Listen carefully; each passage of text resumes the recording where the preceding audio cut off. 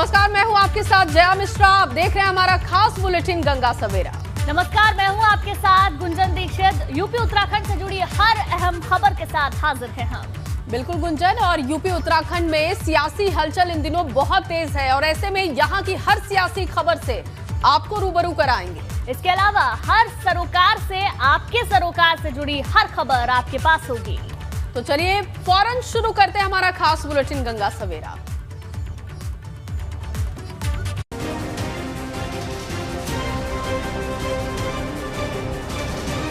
विजय तिलक।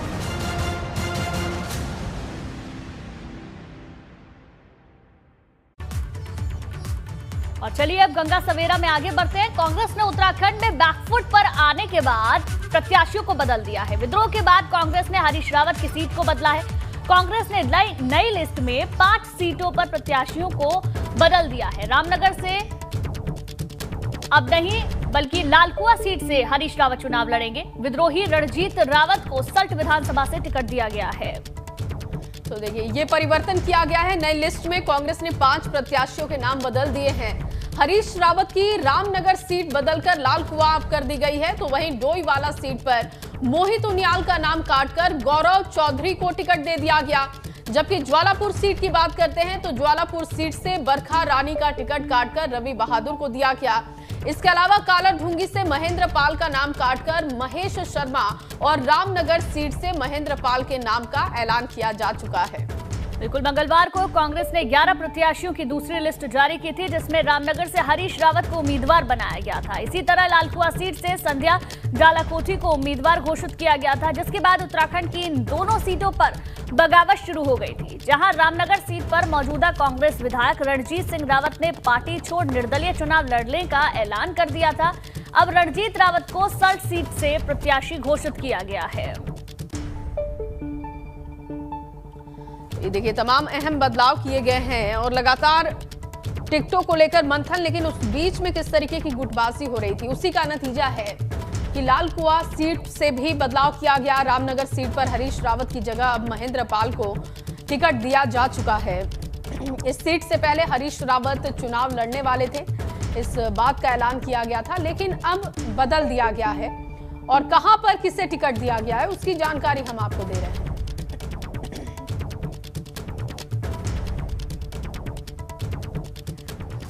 और इसी पर ज्यादा जानकारी हमारे संवाददाता रवि कैंतुरा देहरादून से जुड़ गए हैं, उनसे ले लेते हैं। रवि, पहले जिस तरीके से रामनगर से हरीश रावत को मैदान में उतारा गया, काफी गुटबाजी हुई, रणजीत रावत ने निर्दलीय चुनाव लड़ने का ऐलान कर दिया, अब उसमें बदल भी दिया गया, लेकिन रणजीत रावत सल्ट से ही चुनाव लड़ेंगे, रामनगर से अब भी नहीं लड़ेंगे।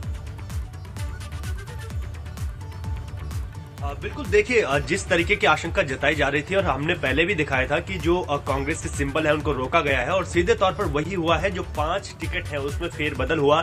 हरीश रावत लगातार अड़े हुए थे कि वो रामनगर से ही चुनाव लड़ना चाहते हैं, लेकिन अब उनको लाल कुआं दे दिया गया है और रणजीत रावत की जो परेशानी थी, जो उनकी नाराजगी थी, वो भी दूर करके सल्ट उनको अब सीट दे दी गई है। और अगर हम बात करेंगे तो लगातार जो 5 सीटें वो बदली गई हैं और इसके साथ ही ऐसे प्रत्याशी हैं जिन प्रत्याशियों को बदला गया है, चाहे डोईवाला सीट की अगर हम बात करें या इसके साथ ही बात करें रामनगर की, लाल कुआं की, इन तमाम जगहों पर जो है प्रत्याशियों को बदला गया है। लेकिन इसके बाद सीधे तौर पर अभी भी एक सीट खाली है जिस पर कि कोई निर्णय कांग्रेस ने नहीं लिया है। अब सिर्फ एक सीट है, वो टिहरी की सीट है जिस पर अभी तक निर्णय नहीं लिया गया है। अभी नरेंद्र नगर की सीट थी, कल ही वहां पर ओम गोपाल कांग्रेस में शामिल हुए और कल ही उनको वहां से टिकट दे दिया गया। लेकिन अब टिहरी की सीट पर क्योंकि किशोर उपाध्याय का पेच फंसा हुआ है और आज जैसे कि सूत्र बताते हैं कि आज किशोर उपाध्याय भाजपा में शामिल हो सकते हैं।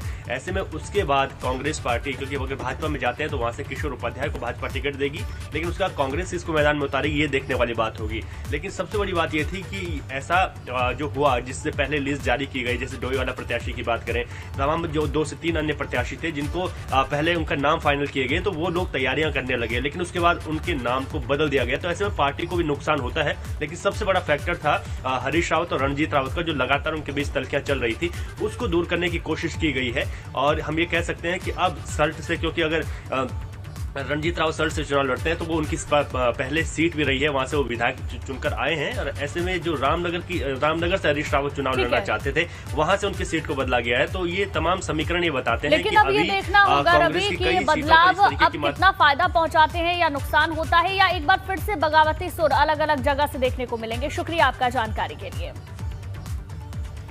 और यूपी विधानसभा चुनाव के लिए कांग्रेस ने तीसरी लिस्ट अपनी जारी कर दी है। बुधवार को लिस्ट जारी की गई और बुधवार देर शाम जारी कांग्रेस ने तीसरी लिस्ट की, जिसमें 89 उम्मीदवारों के नाम की घोषणा की गई है। दूसरे चरण के चुनाव को लेकर कांग्रेस ने अभी 27 सीटों पर नामों का ऐलान नहीं किया था।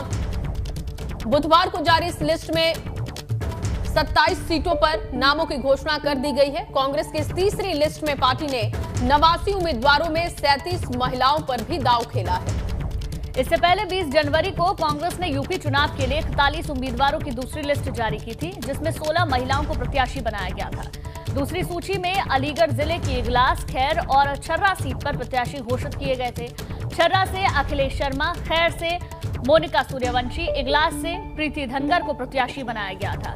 अलीगढ़ जिले से 2 महिलाओं को उतारा है। पहली सूची में 125 उम्मीदवार थे, जिनमें से 50 महिलाओं को टिकट दिया गया था। देखिए, कांग्रेस की तीसरी लिस्ट सामने आ चुकी है। दूसरे चरण के बाकी बचे 27 प्रत्याशियों के नामों का ऐलान, और कांग्रेस की तीसरी लिस्ट में सबसे ज्यादा महिलाओं को टिकट दिया गया।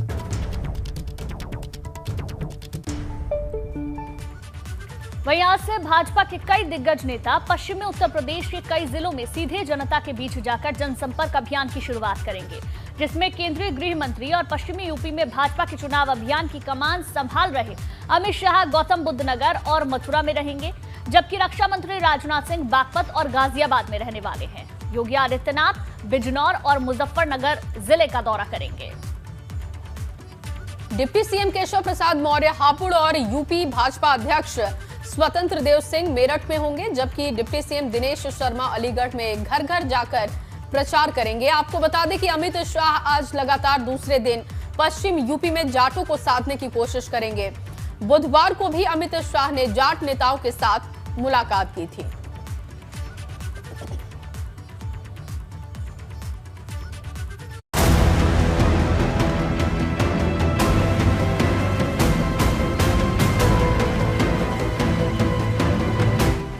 अखिलेश जयंत की कार, जिसके जाट उसकी ठाट। जाटलैंड में शाह की सेंधमारी, 22 फतेह की तैयारी। देश के सबसे बड़े सूबे की सबसे बड़ी जंग को जीतने के लिए भाजपा के सबसे बड़े चाणक्य ने जाटलैंड में घेराबंदी शुरू कर दी है। करीब 250 से ज्यादा जाट नेताओं से मुलाकात कर सूबे की राजनीति का पारा चढ़ा दिया है। दिल्ली में ये मुलाकात भाजपा सांसद प्रवेश वर्मा के घर पर हुई।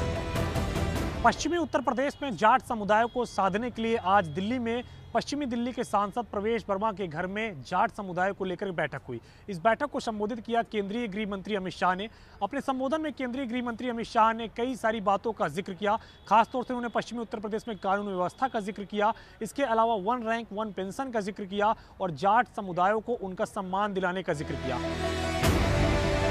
जानकार जाट नेताओं से अमित शाह की इस मुलाकात को अखिलेश यादव और जयंत चौधरी की काट के रूप में देखते हैं, क्योंकि जिस पश्चिमी यूपी से भाजपा ने लखनऊ का रास्ता तय किया था, वहां अब सपा रालोद के गठबंधन और किसान आंदोलन के बाद हवा बदली हुई है और यूपी में पहले चरण का मतदान जाटलैंड में ही है।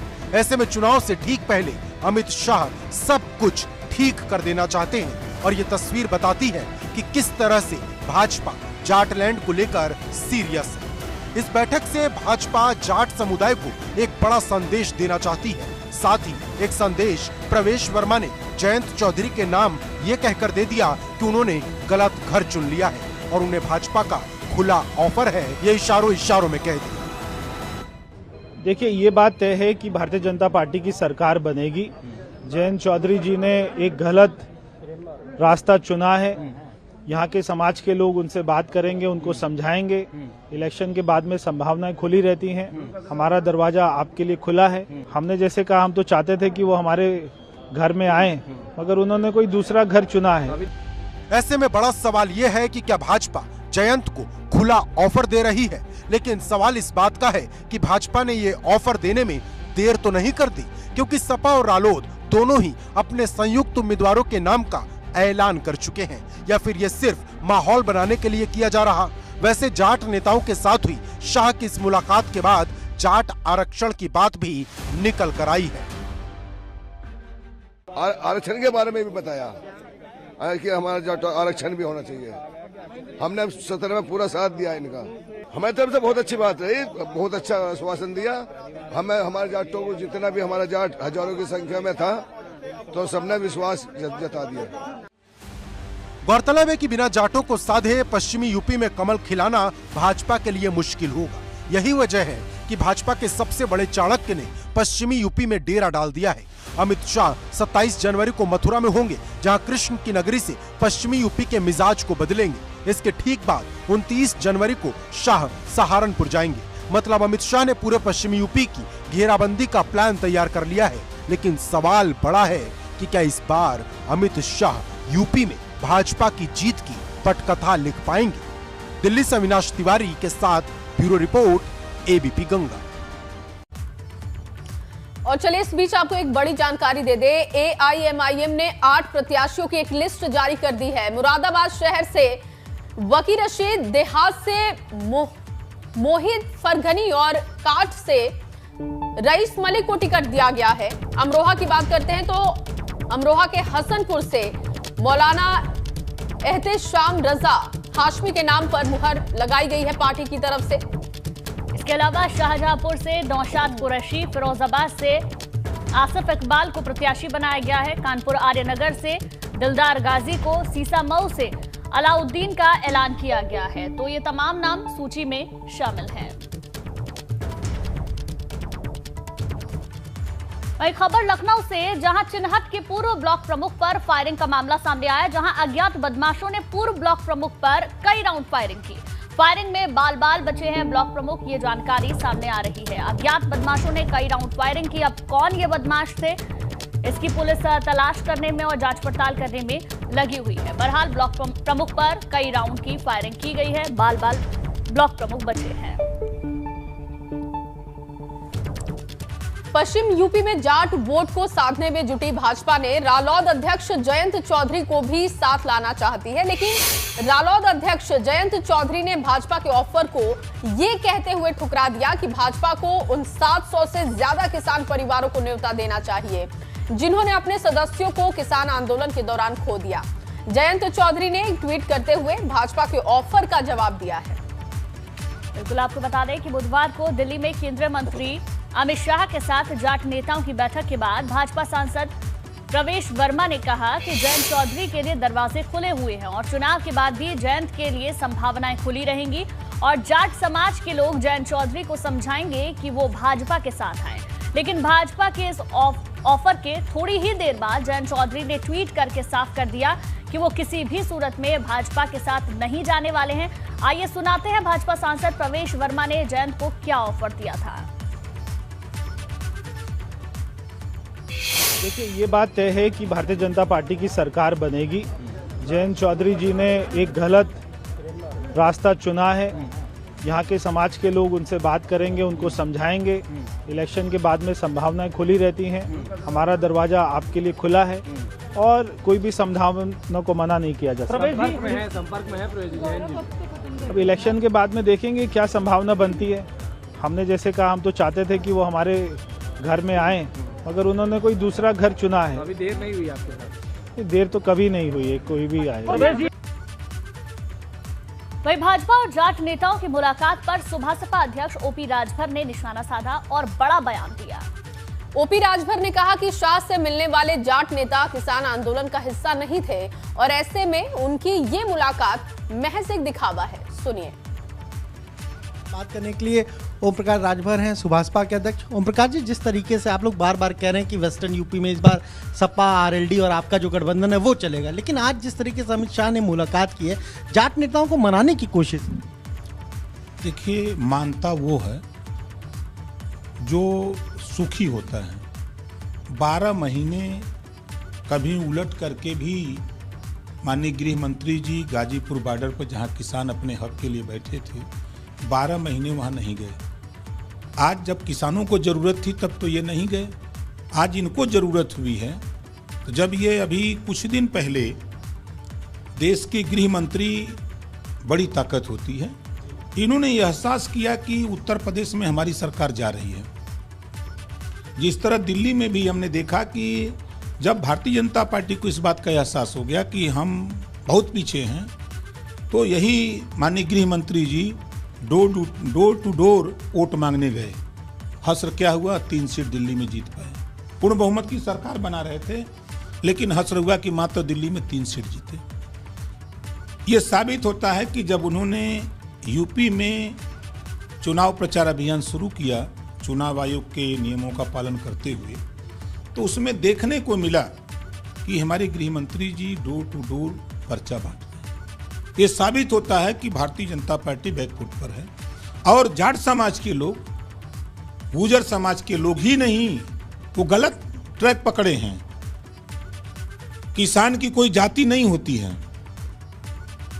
किसान शाक्य सैनी माली भी है, प्रजापति पाल कुम्हार नाई भी है, ब्राह्मण राजपूत भूमिहार भी है, जाट गुजर भी है, मुसलमान भी है।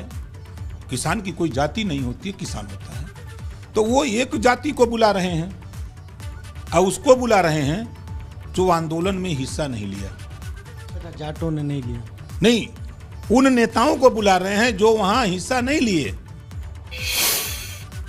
तो ओपी राजभर को यहाँ आपने सुना, तमाम बातें वो कहते हुए नजर आए, साथ ही साथ निशाना भी साधा। और चलिए अब खबरों में आगे बढ़ते हैं। आज से यूपी में चौथे चरण के लिए मतदान के लिए अधिसूचना जारी हो जाएगी, जिसके बाद चौथे चरण के लिए 9 जिलों की 59 सीटों के लिए नामांकन प्रक्रिया शुरू होगी। नामांकन की आखिरी तारीख 3 फरवरी है, जबकि चौथे चरण का मतदान 23 फरवरी को होना है। और चौथे चरण में राजधानी लखनऊ के साथ पीलीभीत, लखीमपुर खीरी, सीतापुर, हरदोई, उन्नाव, रायबरेली, बांदा और फतेहपुर की 59 विधानसभा सीटों के लिए मतदान होगा। नामांकन पत्रों की जांच 4 फरवरी को होगी, जबकि नाम वापसी के लिए 7 फरवरी आखिरी तारीख होगी।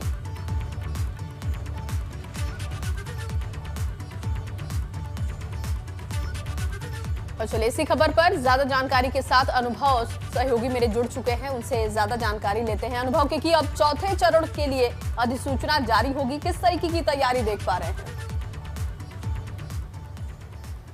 देखिए, बिल्कुल चौथे चरण में आपने बताया कि 9 जिलों की 59 सीटों पर मतदान होना है और तीसरे में भी 59 सीटों पर होना, चौथे में भी 59 सीटों पर मतदान होना है। तो आज से ये नामांकन शुरू हो जाएंगे और 3 तारीख तक नामांकन जो है उसकी आखिरी तारीख होगी। 4 तारीख को नामांकन पत्रों की जांच है और 7 तारीख तक नाम वापसी है। लेकिन सबसे महत्वपूर्ण बात यह है कि लखनऊ भी है उसमें, राजधानी लखनऊ की 9 सीटें हैं।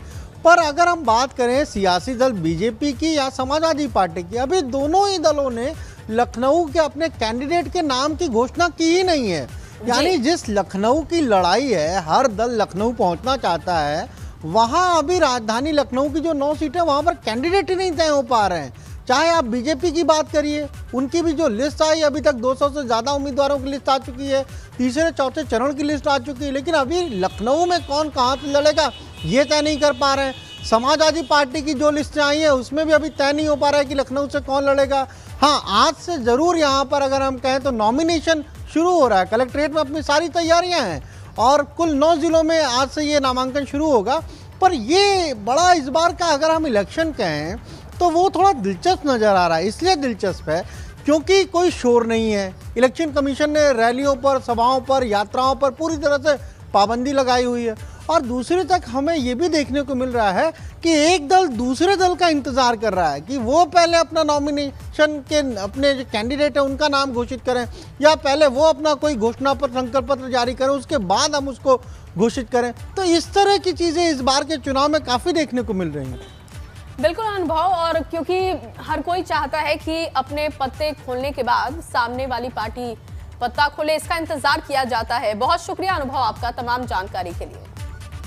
तो लगातार जिस तरीके से सूची सामने आ रही है, नॉमिनेशन भी फाइल किया जा रहा है, लेकिन इन सबसे अलग जया अगर देखें तो कुछ जगहों पर बगावती सुर भी अलग अलग समय पर देखने को मिल रहे हैं। और जैसा कि अनुभव बता भी रहे थे कि इस बार का जो चुनाव है बेहद खास है कई मायनों में, क्योंकि कोरोना की वजह से पूरी तरीके से चुनाव आयोग ने रैलियों पर रोक लगा दी है। दूसरी तरफ अगर आप देखेंगे तो एक पार्टी दूसरी पार्टी का इंतजार कर रही है कि कब वो नॉमिनेशन फाइल करेंगे, उसके बाद हम नॉमिनेशन फाइल करने के लिए जाएंगे। बिल्कुल। और देखिए, चौथे चरण में लखनऊ समेत 9 जिले शामिल हैं और चौथे चरण के लिए नामांकन की शुरुआत आज से हो जाएगी। ये प्रक्रिया शुरू कर दी जाएगी, लेकिन लखनऊ के लिए अभी भी चाहे हम भारतीय जनता पार्टी की बात करें या फिर समाजवादी पार्टी की, दोनों ही पार्टियों की तरफ से कैंडिडेट के नाम का ऐलान नहीं किया गया है और जाहिर तौर पर गुंजन कहीं ना कहीं इंतजार किया जा रहा होगा कि पहले समाजवादी पार्टी अपने पत्ते खोले, फिर भारतीय जनता पार्टी अपने पत्ते खोले और इसी तरीके से समाजवादी पार्टी भी इंतजार कर रही होगी कि बीजेपी सबसे पहले अपने पत्ते खोले